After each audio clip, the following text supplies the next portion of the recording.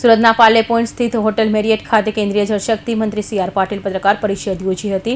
સંસદમાં ચોમાસાની સત્રની કામગીરી, વિપક્ષના હોબાળા, વંદે માતરમ, મહિલા અનામત અને સુરત એરપોર્ટ સહિતના મુદ્દે સી.આર. પાટીલે કોંગ્રેસ પર આકરા પ્રહારો કર્યા હતા. સંસદનું શિયાળુ સત્ર પૂર્ણ થયા બાદ સુરતમાં કેન્દ્રીય જળશક્તિ મંત્રી સી.આર. પાટીલે પત્રકાર પરિષદ યોજી હતી. જેમાં સી.આર. પાટીલે આક્ષેપ કરતા કહ્યું હતું કે સમગ્ર ચોમાસા સત્રને ખોરવવા માટે કોંગ્રેસ જવાબદાર છે. મહત્વના બિલો પર ચર્ચા કરવાના બદલે વિપક્ષે હોબાળો કર્યો હોવાનો તેમણે દાવો કર્યો હતો. વંદે માતરમ અંગે કડક કાયદો લાવવા પ્રયાસો અને એફસીઆરએ બિલ દરમિયાન પણ કોંગ્રેસે ચર્ચા ન કરી હોવાનો આક્ષેપ કર્યા હતા. પાર નર્મદા લિંક પ્રોજેક્ટ અંગે પાટીલે કહ્યું હતું કે કોંગ્રેસ લોકોને ગેરમાર્ગે દોરતા હાલ પ્રોજેક્ટ મુલતવી રાખવામાં આવ્યા છે. લિંકિંગની યોજનાઓ અત્યંત મહત્વની યોજનાઓ ચાલે છે. એમાં તમે જોયું હશે કે નર્મદા એનું પાણી સાબરમતી અને સાબરમતીમાંથી કચ્છ સુધી પહોંચ્યું. એના કારણે કચ્છ સુધીના લોકોને વચ્ચે આવતા ડેમ, નાની નદીઓ બધાને પાણી મળ્યું. આપણે કેન બેતવા એક રિવર લિંકિંગનો પ્રોજેક્ટ બન્યો, એની અંદર પણ મધ્યપ્રદેશ અને યુપીની અંદર એ પ્રોજેક્ટ બની રહ્યો છે. લગભગ 10,62,000 હેક્ટર અને 62 લાખ લોકોને પીવાનું પાણી એમાંથી મળે છે. મધ્યપ્રદેશ અને રાજસ્થાનનો પણ એક પીકેસીની યોજના બની, પાર્વતી કાલીસિંહ ચંબલ. આ રિવર લિંકિંગની યોજનાને કારણે પણ 10 લાખ હેક્ટર જમીન અને 50 લાખ લોકોને પાણી પીવાનું મળવાનું છે. આવી યોજનાઓથી ખૂબ મોટો ફાયદો થતો હોય છે. આવી યોજનાઓને અમલમાં કરતા પહેલા આ રિવર લિંકિંગને કારણે એની અંદર રહેલા જીવજંતુઓ પર શું અસર થશે તેનો પણ અભ્યાસ કરવામાં આવે છે. એનો સાયન્ટિફિક રિપોર્ટ લેવામાં આવે છે. એની વનસ્પતિ ઉપર શું અસર પડશે, એની આજુબાજુના જે ઝાડ છે એની પર શું અસર પડશે. ફક્ત પાણી છે એટલે એને ફાયદો થશે એવું નથી, તો એની નેગેટિવ અસરને પણ ચકાસવામાં આવે છે. એની અંદર રહેલા માછલીથી માંડીને અનેક જીવોને એની શું અસર પડશે એનો પણ રિપોર્ટ લેવામાં આવે છે. પક્ષીઓ કે જે નદીમાં નથી રહેતા પણ નદી પર નિર્ભર છે, નદીની અંદર રહેલા જીવજંતુઓ એનો કદાચ ખોરાક છે, એવા પક્ષીઓ જે હવામાં કે ઝાડ ઉપર રહી છે એની અસર પણ શું પડશે એની પણ ચેકિંગ કર્યા પછી જ આવા પ્રોજેક્ટોને મંજૂરી મળતી હોય છે. તાપી નર્મદાની જે યોજના હતી એ કોંગ્રેસના જે આગેવાને એને લોકોને ગેરમાર્ગે દોરીને એ યોજનાને અટકાવવાની ફરજ પડી છે. એટલા માટે હમણાં એ યોજના આગળ વધારવાનો કોઈ નથી ને એના માટે માન્ય ગુજરાતના મુખ્યમંત્રી શ્રી ભૂપેન્દ્રભાઈ પટેલ અને અમે બંને અહીંયા એની સ્કીમ પણ એટલે પ્રેસ કરીને પણ આખી માહિતી બધાને આપી હતી. પરંતુ આખા દેશમાં રિવર લિંકિંગને માટે ખૂબ સારું પોઝિટિવ એવું છે. તમે જોયું હશે કે હમણાં હરિયાણા અને રાજસ્થાનનો પણ જે સરપ્લસ વોટર હતો એના માટેનો પણ એ થયો, એગ્રીમેન્ટ થયો.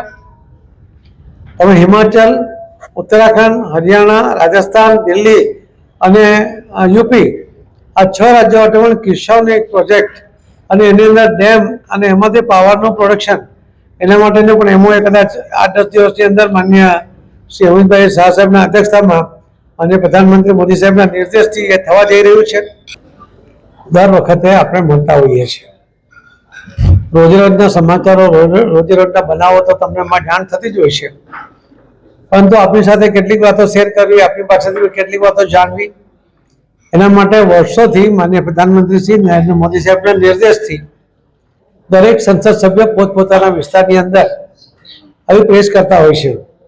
આજે પ્રભુભાઈ હાજર છે અને મુકેશભાઈ દલાલ આજે પ્રવાસમાં હોવાથી આવી શક્યા નથી, પરંતુ પ્રભુભાઈએ ખૂબ વિશેષ માહિતી આપણી સમક્ષ મૂકી છે. પેપર લીકનો મુદ્દો અને એની જે માંગણી હતી કે આવો પેપર લીક ફરી ન થાય એના માટેના કડક કાયદાની ચર્ચા કરવા માટે પણ કોંગ્રેસે સપોર્ટ નથી કર્યો. અને કોંગ્રેસ સપોર્ટિવ રાજ્યની અંદર પણ જ્યારે પેપર લીક થયું તો એના વિશે એક શબ્દ પણ કોંગ્રેસ તરફથી બોલવામાં આવ્યો નથી.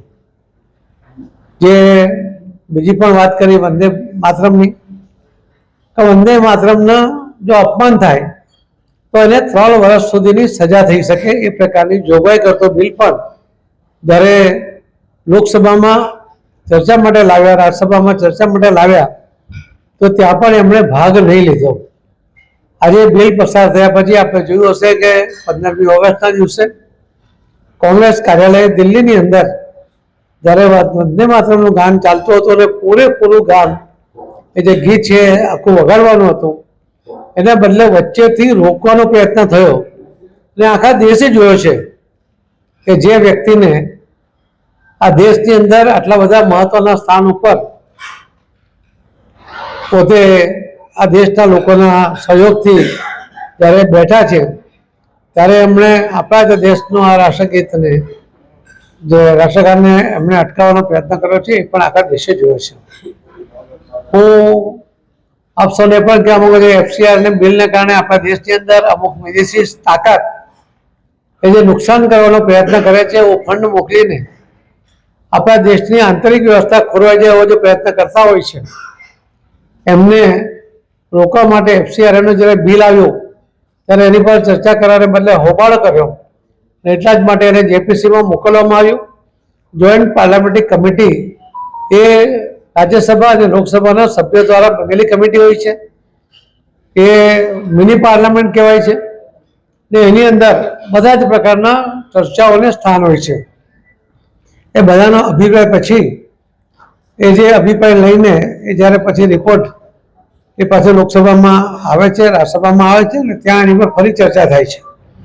પણ આ મહત્વના બિલને મંજૂર કરવાને બદલે એની પર લોકસભામાં કે રાજ્યસભામાં ચર્ચા કરવાને બદલે હોબાળો કરીને ફરજિયાતપણે એને JPCમાં મોકલવાની ફરજ પડી છે. બહુ જ મહત્વના બિલોને મોકલતા હોય છે, પરંતુ આ મહત્વના બિલને ચર્ચાને બદલે JPCમાં મોકલીને એને લેટ કરવાનો પ્રયત્ન પણ, કોઈકને સપોર્ટ કરવાનો પ્રયત્ન પણ કોંગ્રેસ દ્વારા કરવામાં આવ્યો છે. આવા અનેક બિલો, લોકો જે 12 બિલોની વાત માન્ય શ્રી પ્રભુભાઈ કરી છે, આવા બિલો એ હોબાળા વચ્ચે મંજૂર થયા, જરૂરી ચર્ચા વગર મંજૂર થયા, એ દુઃખદ ઘટના છે. સંસદનો સમય વેડફવાની વાત કરી અને આ સંસદના સમય દરમિયાન જે વ્યવસ્થાના ભાગરૂપે કરોડ રૂપિયાનો ખર્ચો એમાં થતો હોય છે. પ્રજાના પૈસા થકી આ સંસદ ચાલતી હોય છે. ત્યાં આવા કરોડ રૂપિયાનું નુકસાન કરવાનું કામ આ વિપક્ષ અને રાહુલ ગાંધીને એમને નાદાનિયતને કારણે આ થયું છે. સંસદમાં ઘણા બધા આખા દેશના તમામ વિસ્તારના, તમામ રાજ્યોના પ્રશ્નોત્તરીમાં પ્રશ્નો કરતા હોય છે.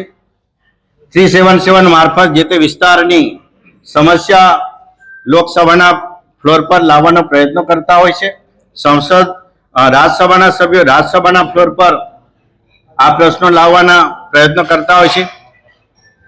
ચોમાસા જેવી આ અતિ ગંભીર પરિસ્થિતિમાં આ વખતે આપણે ચોમાસાની ઋતુમાં દક્ષિણ ગુજરાત વિશેષ રીતે ફ્લડમાં આ વખતે સંપડાયું અને એમાં પણ તમામને, ચાહે પ્રેસ મીડિયાના પ્રતિનિધિઓ, અમારા સરકારના, કેન્દ્ર સરકારના અમારા માન્ય મંત્રીશ્રીઓ, રાજ્ય સરકારના મંત્રીશ્રીઓ અને સેવાભાવી અમારી ભારતીય જનતા પાર્ટીની ટીમ આજે દક્ષિણ ગુજરાતને સુરતમાંથી આફતના સમયે લાખોની સંખ્યામાં રાશન કીટ અને સમયસર મદદરૂપ થવા માટે અમારા આદરણીય CR પાટીલ સાહેબના નેતૃત્વમાં અને અન્ય મહાનુભાવોના નેતૃત્વમાં કરી પ્રશ્ન ઉઠાવીને જ્યાં જ્યાં આવી આફતો આવી છે, જ્યાં જ્યાં બાઢ આવ્યા છે, ત્યારે એવા એ પ્રશ્નો પણ રજૂ કરવાની તક આ કોંગ્રેસને લઈને આ મળી શકી નહીં. આ ખૂબ મોટી નકારાત્મકતાને એમણે છતી કરવાનું કામ કર્યું છે. રાહુલ ગાંધીએ અને તેમની સમગ્ર ટીમે સંસદ આવા સકારાત્મક કામો માટે, દેશના વિકાસ માટે નિર્ણાયક બિલો પાસ કરવા માટેનું માધ્યમ છે, એક આપણું અગત્યનું પ્લેટફોર્મ છે. પણ આ સંસદને, આ બંને ગૃહોને બાનમાં લઈને એમણે માત્ર ને માત્ર આ પોલિટિકલ પ્લેટફોર્મ બનાવીને પોલિટિકલ સ્ટન્ટ અને નોટંકી કરવાનું માધ્યમ એમણે બનાવ્યું. એ આખું ક્ષતિ થાય છે આ સંસદના છત્રમાંથી. લોકશાહીની ગરિમા એમણે જાળવી નથી. અનેક મુદ્દા એવા આવ્યા, કેન્દ્ર સરકારના મંત્રીઓ, આપણા વિશેષ ગુજરાતના જેવા હોમ મિનિસ્ટર અમિતભાઈ શાહ સાહેબ અને તમામ વિભાગના મંત્રીઓ અને આપણી સરકાર હંમેશા ચર્ચા કરવા માટે સ્પીકર દ્વારા અનેક વખત એમને વિનંતી કરવામાં આવી, તેમ છતાં પણ એમણે હંમેશા સંસદના હાઉસથી ભાગતા ભાગતા બહાર જઈને ગમે તેવા સ્ટેટમેન્ટ આપવા એવા પ્રકારનું કૃત્ય કર્યું. એટલે કેન્દ્ર સરકારની લોકશાહીની ગરિમાનું એકદમ હનન કરવાનું કામ આ બંને ગૃહો દ્વારા એમના દ્વારા કરવામાં આવ્યું છે. આગળ વધીને વાત કરું તમામ સમાજ હિતના કામો માટે ઘણા બધા એવા આ વખતે આ લોકસભામાં 12 જેટલા બિલો, અગત્યના બિલો પારિત થયા. બિલોની વિશેષ માહિતી માનનીય મંત્રી શ્રી પાટીલ સાહેબ આપણને આપશે. પણ એ બિલોમાં પણ એમને જે સકારાત્મક બિલો હતા, રાષ્ટ્ર માટેના બિલો હતા, પણ એમણે બિલોમાં ક્યારે પણ એમને ભાગ નહીં લીધો. ત્યારે એવા બિલોની તમને ટૂંકમાં માહિતી આપું બધા જ બિલોની. પણ મોન્સૂન સેશનમાં આ 12 જેટલા બિલો પૈકી અગત્યનું બિલ કે જેના માટે જેનજી રસ્તા પર એમને ખોટી દોરવણી દ્વારા, કેટલાક મુદ્દે એમના સાચા પણ હતા, એમની લડાત જો આ દેશના, ભારત દેશના કોઈ પણ નાગરિકને પોતાની વ્યથા રજૂ કરવા માટે, પોતાની લાગણી રજૂ કરવાનું માધ્યમ એક આવેદનપત્ર આપી શકાય, તમને યોગ્ય ફોરમમાં ધરણા કરી શકાય, નો ડાઉટ. પણ આજે માત્ર 15-20% વિદ્યાર્થીઓને એમને ખોટી રીતે બાનમાં એમને દોરવણી કરીને જેનજીના અવળા રસ્તે દોર્યા અને જે પરીક્ષામાં આપણે ગેરરીતિ અને નકલ કરતા આ બિલને રોકવા માટેનું એ અગત્યનું બિલ આ કેન્દ્ર સરકારમાં લાવ્યા. એના માટે વિશેષ ચર્ચા કરવા માટે અમે માગણી કરી, પણ એ આપણે નહીં કર્યું. અને એમાં ખાસ કરીને આ જે બિલ છે, the public examination prevention of unfair means amendment bill 2026, આ અગત્યનું બિલ હતું. તો આ બિલમાં પણ એમણે નહીં ભાગ લીધો અને વિદ્યાર્થીઓને ગેરમાર્ગે દોરીને આખા દેશમાં આંદોલન કરી. રિવર લિંક યોજનાઓથી લાખો હેક્ટર જમીન અને કરોડો લોકોને પાણીનો લાભ મળવાની શક્યતા હોવાનું પણ તેમણે જણાવ્યું હતું. સુરત એરપોર્ટ અંગે પાટીલે કહ્યું હતું કે એરપોર્ટને આંતરરાષ્ટ્રીય દરજ્જો આપવા માટે આંદોલન કરવામાં આવ્યું હતું.